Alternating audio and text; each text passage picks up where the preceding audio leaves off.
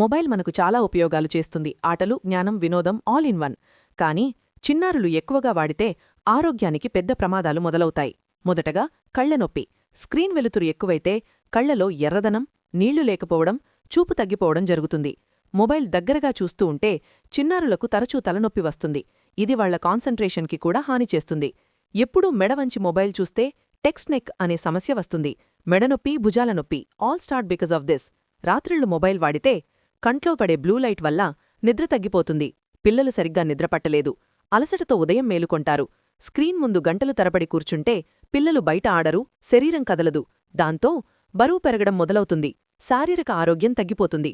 Mobile notifications, videos, games ఇవన్నీ కాన్సంట్రేషన్ని చెడగొడతాయి. పిల్లలు చదువుపై దృష్టి పెట్టలేరు. రోజూ ఎక్కువసేపు మొబైల్ వాడితే అది అలవాటు అయిపోతుంది. పిల్లలు కుటుంబం, ఆటలు, స్నేహితులు ఆల్ నుండి దూరమవుతారు. కాబట్టి మొబైల్ వాడకూడదని కాదు, కొంచెం మాత్రమే వాడాలి. బయట ఆడడం, పుస్తకాలు చదవడం, కుటుంబంతో గడపడం ఇవి ఆరోగ్యం, ఆనందం రెండింటినీ పెంచుతాయి. మొబైల్ తగ్గితే ఆరోగ్యం మెరుగవుతుంది, చదువు బాగుపడుతుంది, సంతోషం పెరుగుతుంది.